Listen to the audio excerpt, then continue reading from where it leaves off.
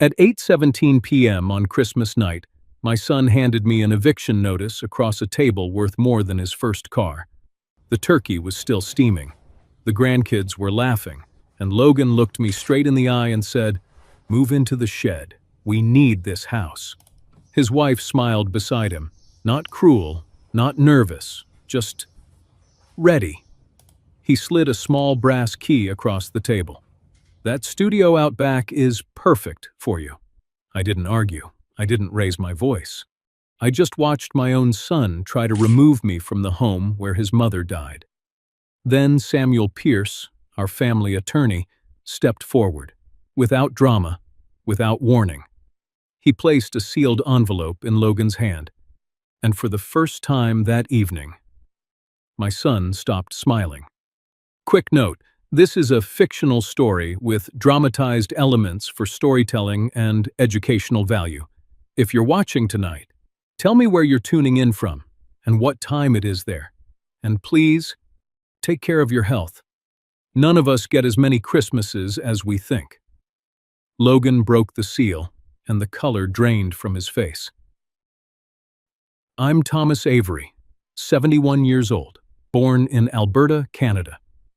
I moved to Texas when I was 24 with 2 suitcases and a teaching contract at a community college that barely paid enough to cover rent and groceries. For 32 years, I taught American history, immigration patterns, property law foundations. The idea that ownership is not just legal, it's moral. My students used to laugh when I said that. "Professor Avery," one of them once told me, "land is just paper." I would shake my head and answer, "Paper becomes power when families forget what it cost." I never imagined that sentence would circle back to my own dining room. My wife, Evelyn, believed in libraries and quiet dignity. She worked as a public librarian for 27 years. When she was diagnosed with pancreatic cancer, we had already paid off the mortgage. The last check cleared in 2014. I remember the exact amount, $3,842.17. I kept the receipt. The house stands on half an acre in Sugar Land, 5 bedrooms, a wide staircase that creaks on the 3rd step. We bought it in 1996 for $480,000. Today, it's appraised at around $2.3 million. That number changed my son. Logan Avery is 43, sharp jawline, always calculating. He builds townhouses now, or at least he tries to. 18 units near Katy that were supposed to sell before the interest rates climbed. They didn't. Last I heard, he was carrying nearly $780,000 in outstanding development loans, 9.2% interest on a bridge extension, 60 days before default. He never told me directly. I rate it in his posture, in the way he avoided eye contact when we talked about legacy planning. Brianna, his wife, speaks in softer tones. She runs a family lifestyle channel online. 3 generations, 1 roof. That's her tagline. She once told me the house had better lighting for brand consistency. I didn't respond. 3 months before that Christmas dinner, Logan asked me to sign a document. "Just temporary management authority, Dad, in case anything happens." I asked, "What exactly do you think is happening?" He smiled, too quickly. "I'm just trying to protect you." Protection is a dangerous word when it comes from someone who needs something. A week after that conversation, I drove to Samuel Pierce's office alone. Samuel has handled our estate planning for 20 years. He's careful, measured, the kind of man who reads every clause twice. I sat across from him and asked a simple question. "What happens," I said, "if my son ever tries to move me out of my own home?" Samuel didn't look surprised. He only asked one thing in return. "Are you ready to think structurally, Thomas?"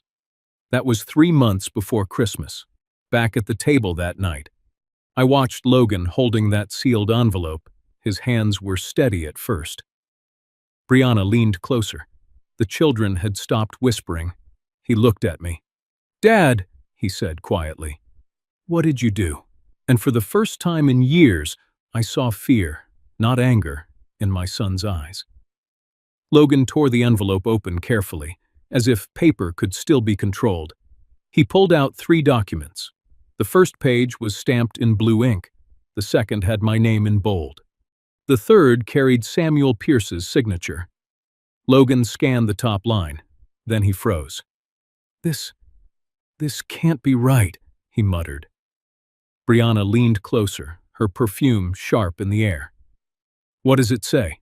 Logan swallowed. "It says the property ownership structure was amended 90 days ago." 90 days. The room grew still.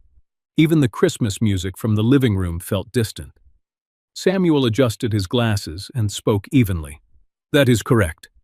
The deed was partially transferred in September." Logan looked up at me, his jaw tightened. "You changed the title?" I folded my hands on the table. "I adjusted it. There is a difference." Brianna's voice trembled, but she tried to steady it. "Adjusted how?" Samuel answered before I did. "Mr. Avery no longer holds 100% of the property." The children were staring now. My granddaughter asked in a whisper, "Grandpa, are you moving?" Logan snapped, "Go finish your dessert." I did not move. I did not defend myself. Logan flipped to the second page. 51% transferred into a trust? His voice rose. "What trust?" Samuel's tone remained calm. "The Evelyn Avery Literacy and Arts Trust." My wife's name settled over the table like snowfall. Brianna blinked. "You created a foundation without telling us?" I shook my head slowly. "It wasn't without thought." Logan stood up. His chair scraped against hardwood. "You manipulated this. You knew I was trying to secure financing." Secure financing. That was what he called it. I looked at my son, really looked at him. The dark circles under his eyes, the calculation running behind his anger, the fear he would never admit. "You asked me to sign papers in October," I said quietly. "I read them." "They were standard authority forms," Logan insisted. Samuel interjected. "They were broader than that." Brianna turned to Logan. "You said it was temporary." "It was." He shot back. I remembered the moment clearly. Logan standing in my kitchen, his hand hovering over the counter, his voice soft but urgent. "Dad, this house is tied up capital. We can't let it just sit." Sit. As if the walls that held 30 years of Christmas mornings were idle assets. Logan flipped to the final page. His eyes moved faster now, panic creeping in. "This says refinance approval requires majority consent from all beneficiaries," he read aloud. Samuel nodded once. "That is correct." Logan's face changed. Not red, not furious, calculating. He did the math in his head. If he didn't control majority ownership, the bank would freeze the restructure. If the restructure froze, the townhouse project would collapse. If that collapsed... He looked at me again. "Who else is on the deed?" he demanded. The question hung in the air longer than any Christmas carol. Brianna's voice was barely audible. "Thomas, who owns the other half?" I could feel Evelyn in that room, not as memory, as structure, as intention. I lifted my eyes to Samuel. Samuel didn't rush. He simply said, "You will meet him soon." Logan slammed the document down. "Him?" he repeated. And that was the moment my son realized. The house he thought he was taking from me was never entirely his to touch. Logan did not shout after that. He calculated. That was always his strength and his weakness. The children were sent upstairs. Brianna turned off the music. The house that had carried decades of laughter now felt like a conference room. Logan leaned forward. "Fine," he said quietly. "You moved ownership into a trust. That doesn't change the fact that you can't manage this place alone." Manage. He loved that word. He stood up and walked toward the hallway. A few seconds later, he returned holding the small brass key he had slid toward me earlier. "You can stay," he said. "In the shed. It's insulated. I had it renovated last month. 220 square feet.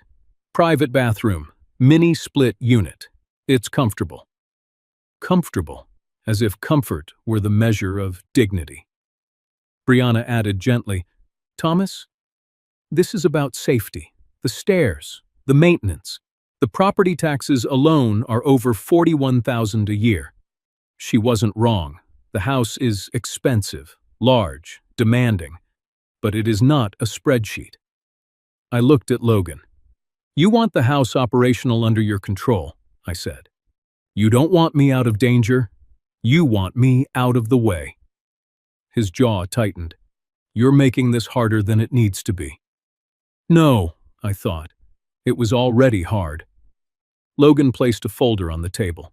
"Bridge loan extension expires in 60 days, he said, as if explaining market weather. "If I can refinance against this property, I stabilize everything. 18 townhouses, 78 employees and contractors tied to that project." Ah, now the truth, not greed alone. Pressure. Brianna's fingers trembled slightly on her wineglass. She was not evil. She was afraid of foreclosure headlines, afraid of losing the brand she had built around curated stability. I stood up slowly. "I'll move into the shed," I said. Logan blinked. He had expected resistance. "You will?" he asked. "Yes." Silence again. Sometimes surrender is not weakness. It is positioning. That night, I carried a single suitcase across the backyard. The shed light flickered once when I flipped the switch. The heater hummed unevenly. Through the small window, I could see the kitchen where Logan now stood, as if it were already his. He changed the front door keypad code the next morning, not subtly. He did it while I was inside the shed. At noon, I heard him on the phone. "Yes," he said. "Title is being consolidated. We'll resubmit the refinance packet tomorrow." Consolidated. Later that afternoon, Samuel called me. "They've contacted the bank," he said. "They're attempting to secure majority control." I watched condensation form on the inside of the shed window. "Let them try," I replied. The next evening, Logan burst into the backyard without knocking. "The bank flagged the title," he said. "They're saying there's a structural discrepancy." His voice wasn't angry now. It was shaken. "They're asking for written consent from the majority beneficiary," he added slowly. He looked at me differently. "Dad, who exactly owns that 51%? I stepped out of the shed and closed the door behind me. "You'll know soon," I said. And for the first time since Christmas dinner, my son realized the house might not be the only thing he didn't fully understand. The next morning, Logan didn't wait for coffee. He came to the shed with printed emails in his hand, pages still warm from the printer. "The bank is requesting documentation from the majority beneficiary," he said, trying to keep his voice steady. "They're saying they can't process the refinance without written consent." He handed me the top page. Subject line, "Title, irregularity. Immediate clarification required." Interest rate, 9.2%. Bridge extension, 60 days remaining.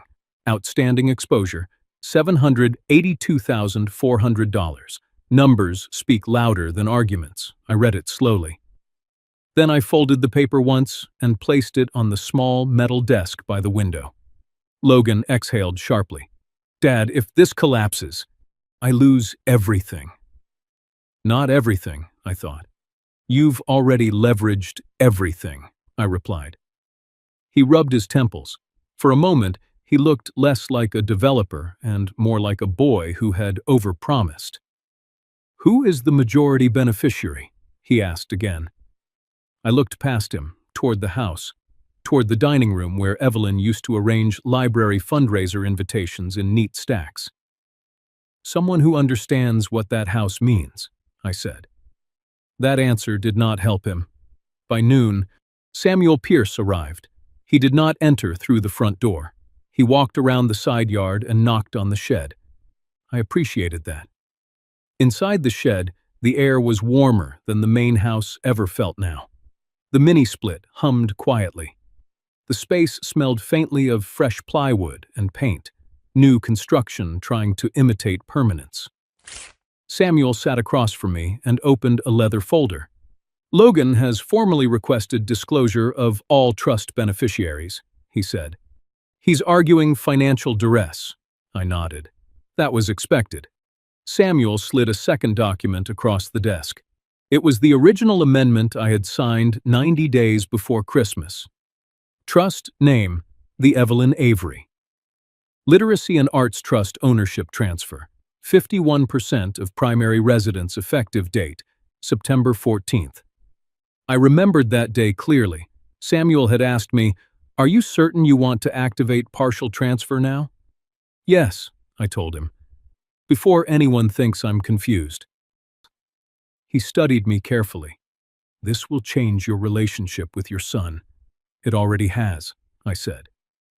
Back in the present, Samuel lowered his voice. "There's something else," he added. Logan had attempted to file a temporary capacity review with a private medical consultant. He wanted documentation suggesting cognitive decline. I felt a flicker of heat in my chest. "He's trying to prove I'm unfit?" I asked. Samuel nodded once. "He believes that if you're declared incapable of managing property, he can petition for control." There it was. Not protection. Control. For a brief second, anger rose higher than I intended. My hands tightened around the edge of the desk. "Did he think I wouldn't notice?" I asked quietly. Samuel's answer was measured. "He's desperate." Desperation makes people rewrite memory. Outside, I could hear Brianna speaking on the phone near the back patio. "It's just temporary," she said softly. "We're stabilizing the family structure." Structure. That word again. Samuel closed his folder. "Thomas, you should know something. Logan doesn't yet understand the full scope of the trust clause." I looked at him. "You mean the moral provision?" "Yes," Samuel replied. "The condition Evelyn insisted on." I remembered that conversation better than any mortgage payment. Evelyn had been weak then, but her voice had been clear.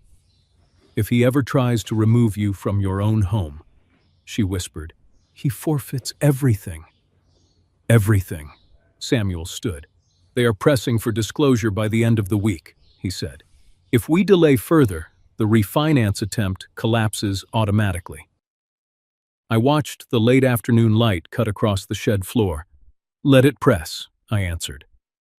That evening, Logan approached again. No printed emails this time, just tension.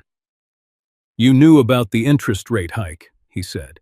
"You knew I was exposed." "Yes," I replied. "And you still did this?" I held his gaze. "I didn't do this to you," I said. "You did this to yourself." He stepped closer. "Then tell me who owns the 51%. I let the silence stretch longer than he liked. "It's someone you haven't thought about in 24 years, I said. Logan's expression shifted. Confusion first, then something darker. "What does that mean?" he asked. From the corner of my eye, I saw Samuel's car pulling back into the driveway. And for the first time, I realized my son had begun remembering something he had worked very hard to forget. The following morning, the tone shifted. Not anger, not shouting. Strategy. Logan knocked on the shed door at 7:12 a.m. He was dressed in a pressed navy suit, as if this were a board meeting instead of a family fracture. "We need to handle this cleanly," he said. "No more surprises." Cleanly. He handed me a thin folder. Inside were 3 documents: a cognitive assessment request, a preliminary petition draft, and a medical release form. "I spoke with a consultant," he continued. "Independent evaluation, just to make sure everything is stable." Stable. The word felt rehearsed. "You're trying to establish incapacity," I said calmly. "It's standard," he replied.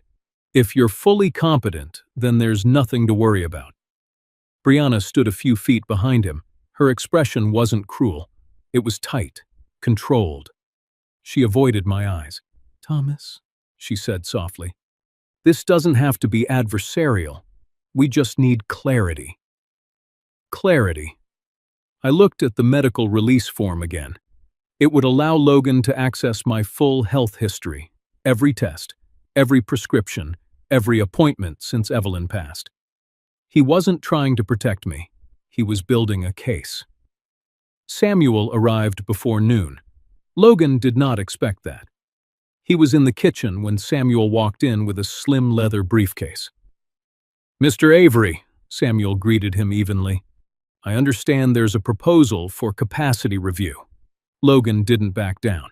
"Yes, given the financial complexity of this situation, we need to ensure proper governance." Governance. Samuel placed a single sheet of paper on the counter. "This is a certified neurological evaluation conducted 6 weeks ago," he said, "administered by an independent physician in Houston. Thomas scored within normal executive function range." Logan stared at it. "He went behind my back?" he asked. "No," Samuel replied. "He went ahead of you." That was the twist Logan didn't anticipate. I had taken the test before he ever mentioned the word decline. Prepared, not defensive. Brianna exhaled slowly. Something in her posture shifted. For a moment, I saw relief, not defeat. Logan flipped through the evaluation. Perfect scores in memory recall, strong cognitive flexibility, no markers of impairment. He set the papers down. "You don't trust me," he said. I answered quietly. "You tried to remove me from my own house." Silence. Outside, a delivery truck passed. Ordinary life continued, while ours tilted. Logan leaned against the counter. "You don't understand what's happening," he said. "If the refinance collapses, the bank accelerates the loan. They take the development. I lose equity. I lose reputation. And whose fault is that?" I asked. He didn't respond. Samuel cleared his throat. "There's another matter," he said. Logan looked up. "The majority beneficiary has been notified of your attempt to petition for capacity review." Logan stiffened. "Notified how?" "Directly," Samuel replied. Brianna turned sharply. "You contacted them already?" "Yes," Samuel said calmly. Logan's voice dropped. "Who is it?" Samuel did not answer immediately. He looked at me first. I nodded once. "It is time," I said. Samuel stepped aside and made a call. He spoke only 3 words. "You can come." Logan's face shifted. Not anger now. Recognition trying to surface through denial. "Dad, what did you do?" he asked again, but softer this time. I stepped out of the shed and walked toward the house. The front door was open. Cold winter air drifted through the entryway. From the driveway, a modest gray sedan pulled in slowly. Logan's breathing changed. He knew, or at least, he suspected. When the car door opened and a tall young man stepped out, steady, composed. Unfamiliar, yet strangely familiar, I saw my son's past catch up to him in real time. And the name Samuel had just spoken on the phone echoed in Logan's mind before it ever reached his ears. Caleb. The young man stepped onto the driveway slowly, not hesitant, just measured. He wore a simple charcoal coat. No designer labels, no dramatic entrance. His posture was straight, the way Evelyn used to stand when she addressed a room full of donors at the library. Logan stared at him as if looking into an old photograph he thought had been destroyed. "Who is that?" Brianna whispered. Samuel answered gently. "This is Caleb Monroe." The name settled heavily in the air. Logan's throat moved before words came out.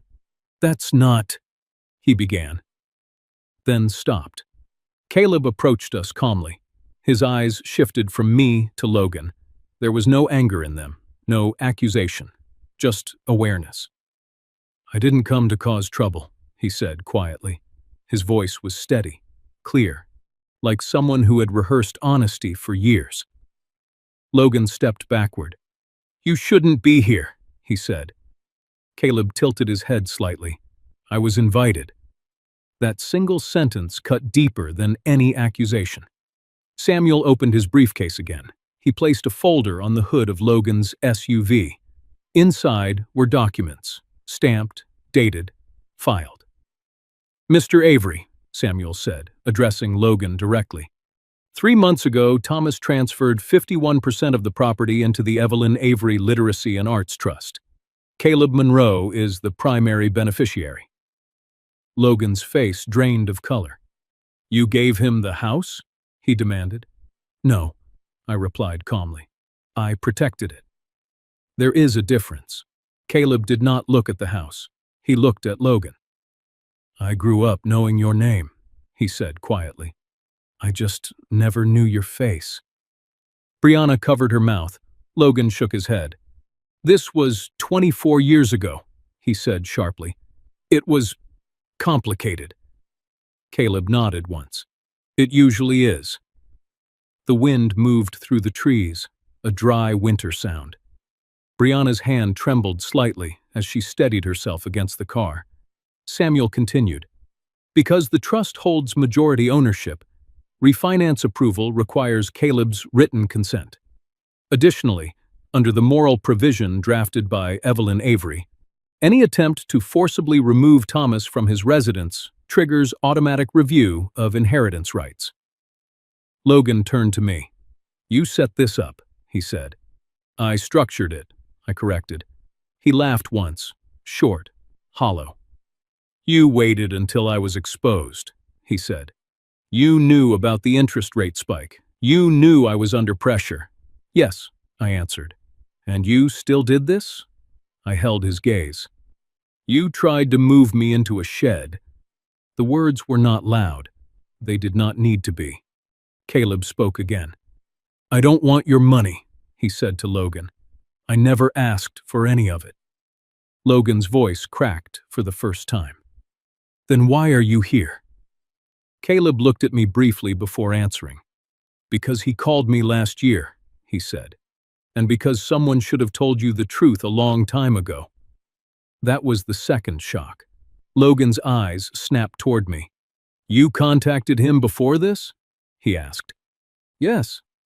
The silence that followed was heavier than any argument. I had not acted in panic. I had acted in preparation. Samuel unfolded the final document. "Mr. Avery," he said to Logan, "when you petitioned for temporary managerial control last month, you signed a conditional liability clause. In the event that refinance attempts fail due to misrepresentation of ownership, the acting manager assumes responsibility for any resulting financial penalties." Logan blinked. "What does that mean?" Brianna asked. "It means," Samuel replied evenly, "that if the bank determines the refinance request was submitted under incomplete disclosure, Logan personally absorbs the exposure tied to that filing." Exposure. The word hung in the cold air. Logan did the math in his head again. Faster this time. If the refinance collapsed and the bank flagged misrepresentation, penalties would stack. Legal review, possible acceleration. He wasn't just losing leverage, he was stepping into liability. He looked at me differently now, not as an obstacle, as an opponent. "You trapped me," he whispered. "No," I said quietly. "You walked into it." Caleb shifted his weight slightly. "I'm not here to destroy you," he said, "but I'm not here to protect you either." Brianna's composure finally cracked. "Logan," she said, her voice breaking, "tell me this isn't true." He didn't answer her. He stared at the folder in Samuel's hand. "And what exactly do you expect now?" Logan asked finally, his voice low and unsteady. Samuel closed the briefcase. "That," he said, "depends on what you choose to do next." The house stood behind us, silent, unchanged, no longer a simple asset. Logan looked from Caleb to me to the front door, and for the first time since Christmas dinner, my son understood that the structure he tried to control had already shifted beneath his feet.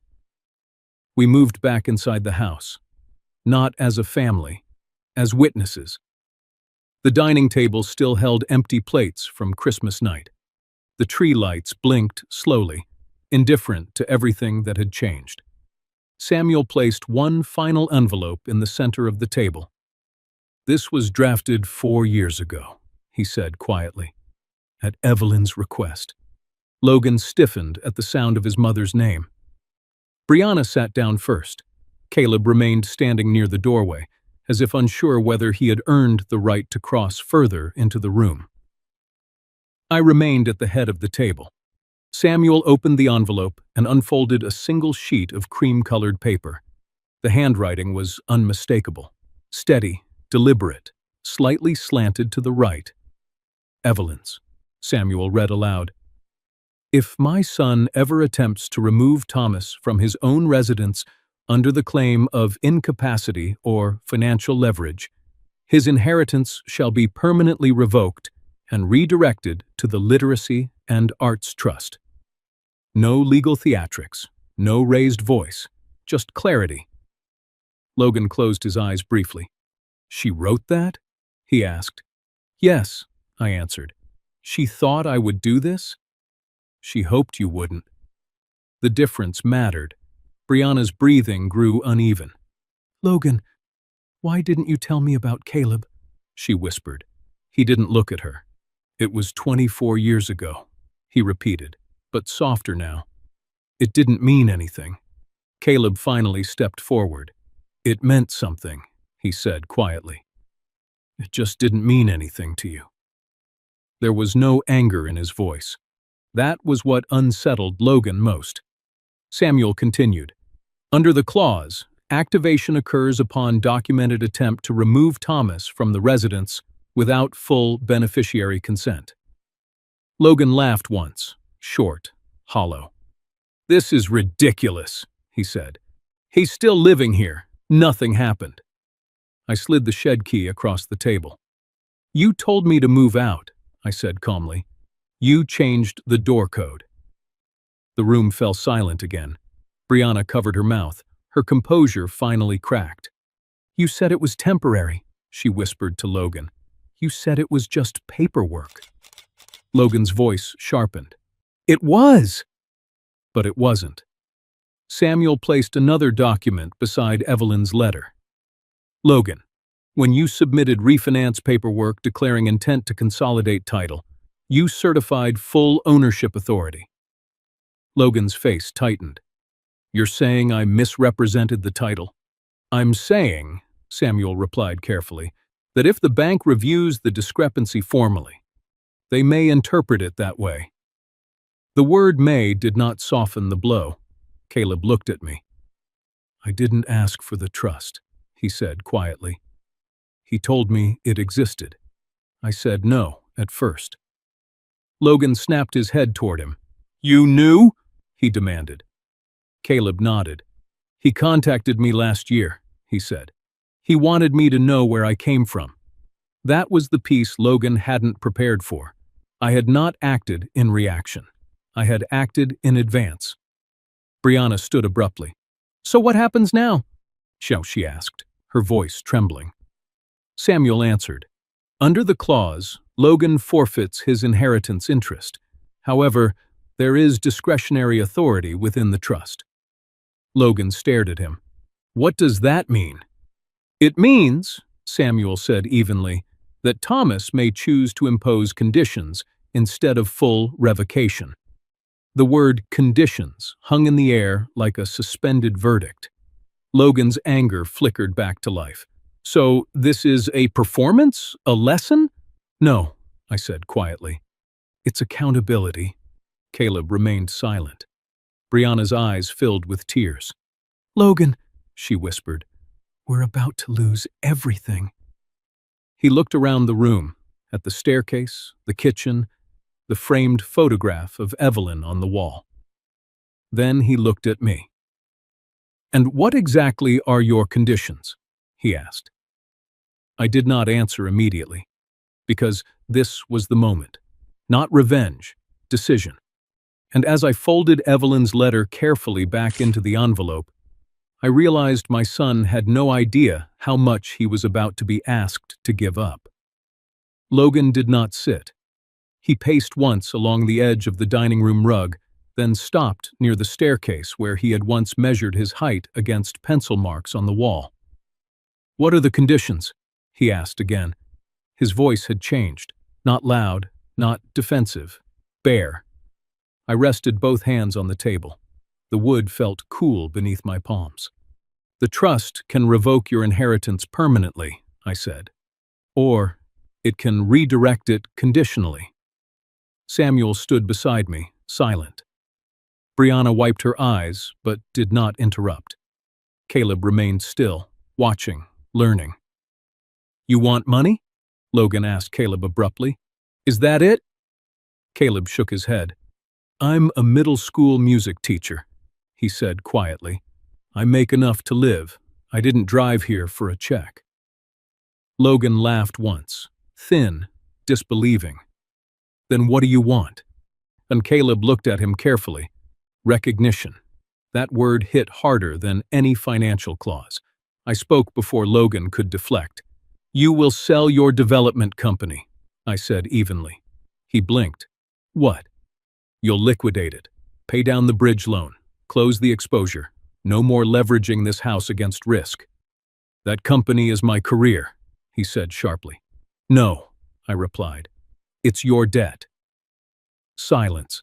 Brianna looked at Logan as if hearing that distinction for the first time. "You will move out of this house within 30 days, I continued. "The property transfers fully into the trust structure.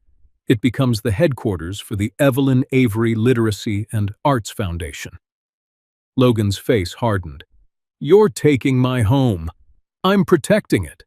"There is still a difference." "And Caleb?" he asked quietly. "You will acknowledge him legally," I said. "Not privately, publicly." Brianna inhaled sharply. "Publicly?" she whispered. "Yes," I said. "If this foundation is built on Evelyn's name, it will not stand on secrecy." Logan's hands trembled slightly. "You're asking me to dismantle everything." "I'm asking you to take responsibility." Samuel finally stepped forward. "There is an additional condition," he said. Logan closed his eyes briefly. "What now?" "For 2 years," Samuel continued, "you will serve as unpaid volunteer project coordinator for the foundation. No executive title, no salary.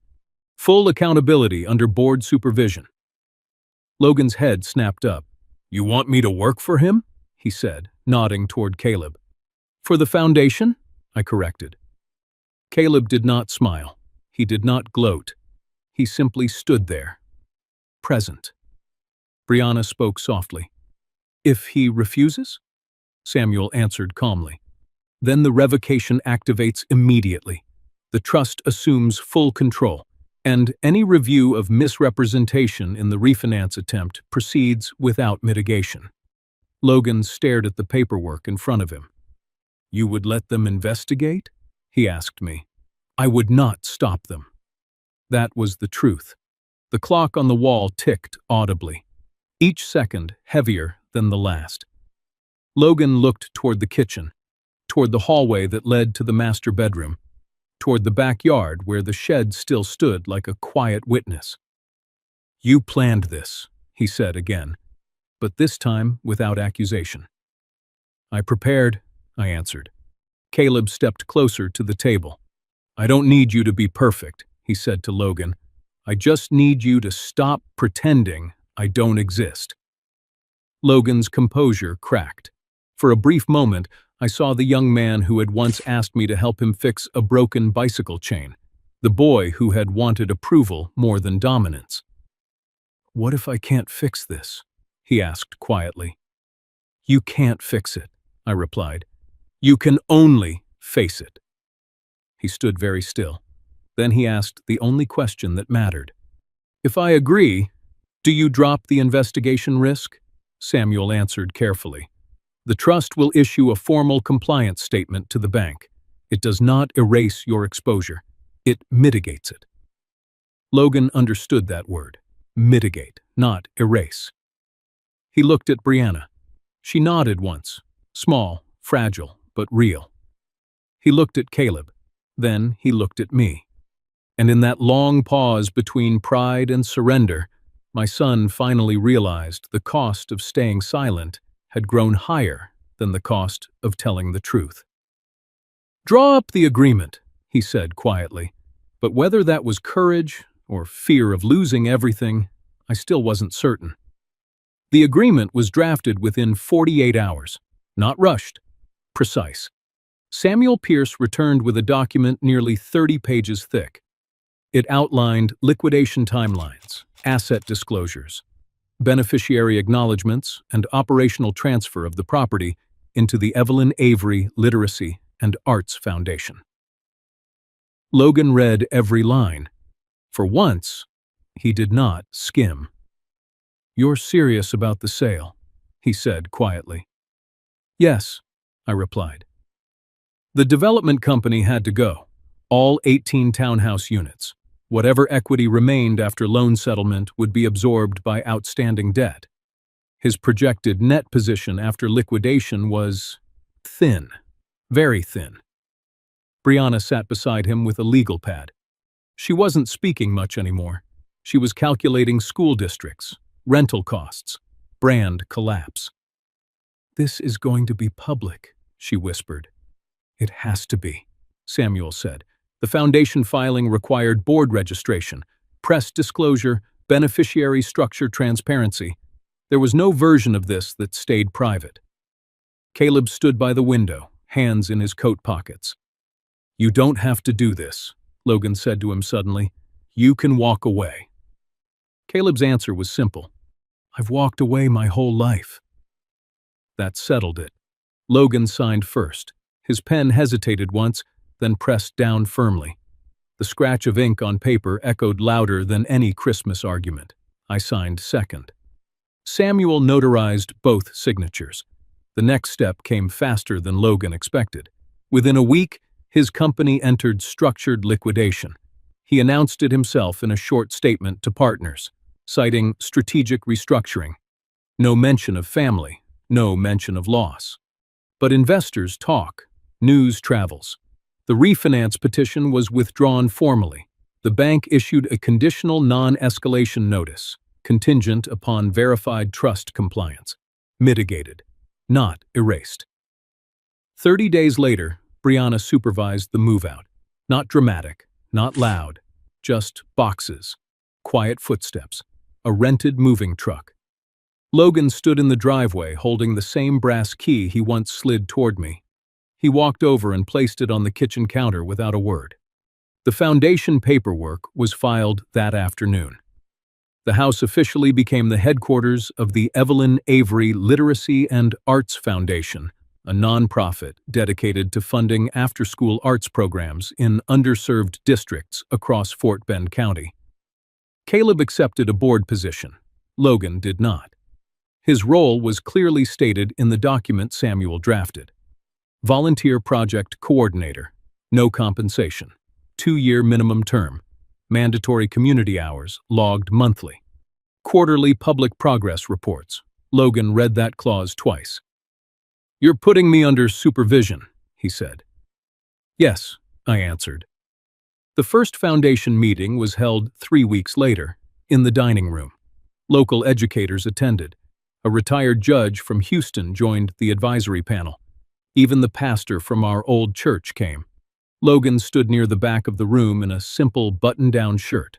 No suit jacket, no presentation slides. When Samuel introduced him, he did not call him founder. He said, "Logan Avery has committed to serving this foundation in a volunteer capacity." There were no applause, only acknowledgement. After the meeting, when the guests had left and the lights were dim, Logan approached me quietly. "I never thought it would come to this," he said. "No one does," I replied. He looked around the room. "I thought I was protecting what was mine." "You were protecting leverage," I corrected. He nodded slowly. "And if I do this?" And he asked, "If I serve the 2 years, if I follow through, what happens then?" I did not answer immediately, because redemption is not a contract clause.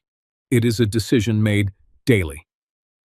You'll still have to live with what you tried to do, I said calmly. That doesn't disappear. He looked at the foundation plaque, newly mounted beside the staircase. Evelyn's name carved into polished brass. For the first time, I saw something in him that wasn't calculation. It was humility. But humility does not erase history. And as Logan turned toward the door that was no longer legally his, I knew the real test had only just begun. 30 days after the signatures dried, the house felt different, not larger, not quieter, clearer. The shed remained in the backyard, but its purpose had changed. Caleb converted it into a small rehearsal space for the first group of middle school students the foundation sponsored. On Tuesday evenings, I could hear uneven piano notes drifting across the yard, hesitant at first, then steadier. Logan kept his word. He sold the development company. The liquidation wasn't generous. After settling the bridge loan and outstanding contractor claims, there wasn't much left. The luxury SUV disappeared. The tailored suits stopped appearing in the hallway closet. He and Brianna rented a modest 3-bedroom home 20 minutes away. No gated entrance. No curated lighting for social media. Brianna's channel shifted tone. Less polished, more honest. That surprised me. Logan reported to the foundation twice a week. He coordinated building repairs for local schools. He negotiated discounted lumber for stage platforms. He filed compliance reports on time. He did not complain. The first time he stood before a group of parents and admitted he had misjudged what mattered, his voice trembled. Not theatrically, just human. Caleb watched him from the side of the room, not forgiving. Not condemning, observing. They are not close, not yet. Trust grows slower than debt. One afternoon, Logan came to the backyard alone. He stood outside the shed, now painted a soft blue, and knocked before stepping inside. "I should have come here sooner," he said quietly. Caleb didn't answer immediately. He was tuning a guitar for one of his students. "I'm not asking you to erase anything," Logan added. "I just want a chance to show up." Caleb nodded once. "Then show up," he said. Simple. That was the real condition. As for me, I returned to the dining room table where this began. The same wood, the same staircase creak. But the air felt lighter. People ask whether I set a trap. Maybe I did. But I did not build it out of revenge. I built it out of structure. There's a difference between punishment and responsibility. Punishment ends quickly. Responsibility stays. Logan lost money. He lost status. He lost the illusion of control. What he gained remains uncertain. Redemption is not guaranteed. It is practiced. And sometimes the hardest thing a father can do is refuse to rescue his own son from the consequences he created. If you've stayed with me this far, thank you. Tell me in the comments where you're watching from and what time it is there right now. I always wonder how far these stories travel. And if you made it to the end, rate this story from 1 to 10. Your feedback helps me shape even stronger stories for you. Please note, this story contains fictionalized elements created for educational and entertainment purposes. If this story moved you even a little, another one is waiting for you on your screen. YouTube thinks you might like it, so take a moment and see where it leads you next.